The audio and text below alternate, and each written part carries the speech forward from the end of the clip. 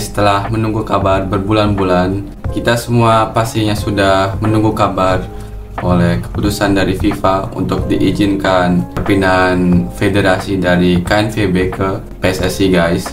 Ya guys, kita semua pasti kemarin scroll IG dan juga refresh IG untuk menunggu kabar terbaru. Dan akhirnya kemarin sore kita mendapatkan kabar yang indah dari Instagram Erick Thohir dan juga PSSI. Pasti kalian juga sudah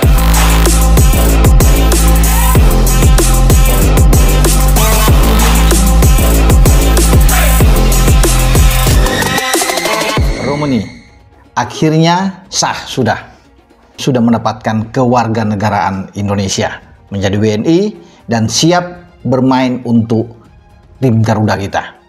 Dan merah putih di dada sekarang.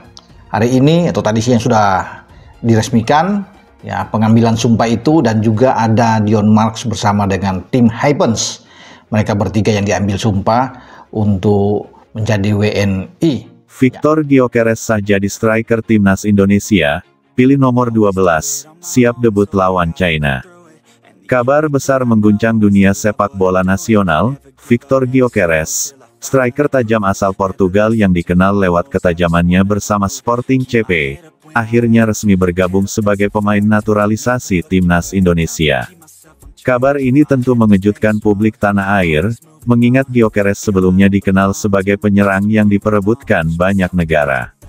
Namun, kini ia telah mengambil keputusan bulat untuk membela Merah Putih.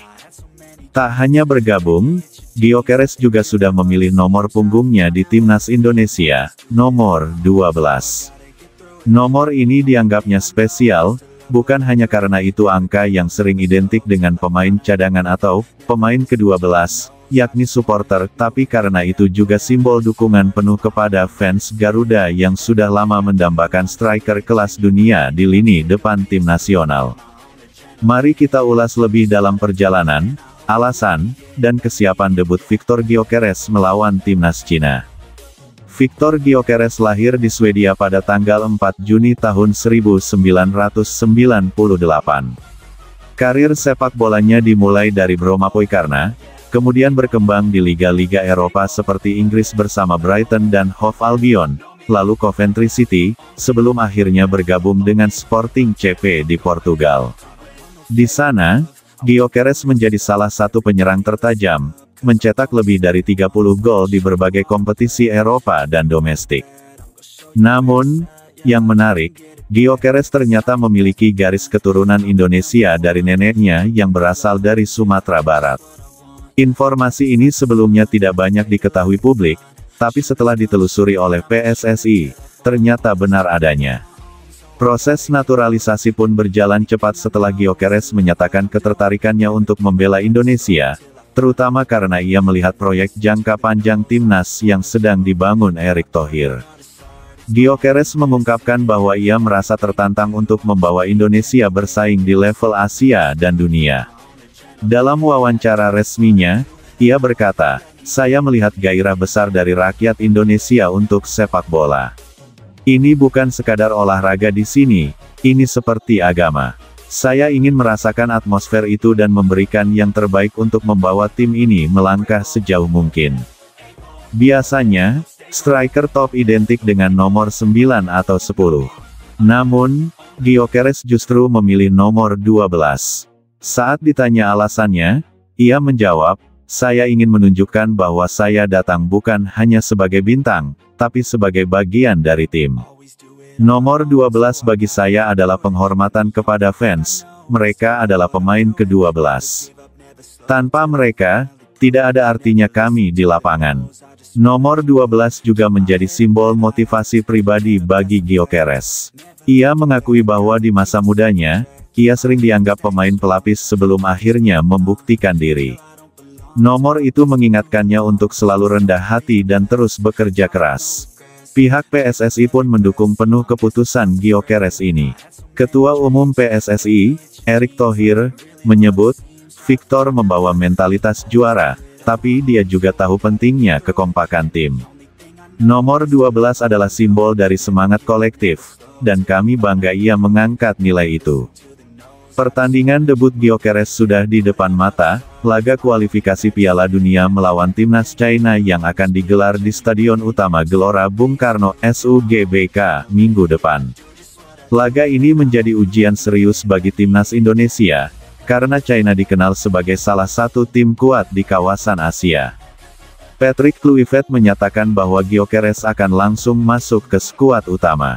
Pelatih asal Belanda itu percaya pengalaman Gyökeres di level Eropa akan menambah dimensi baru di lini serang Garuda.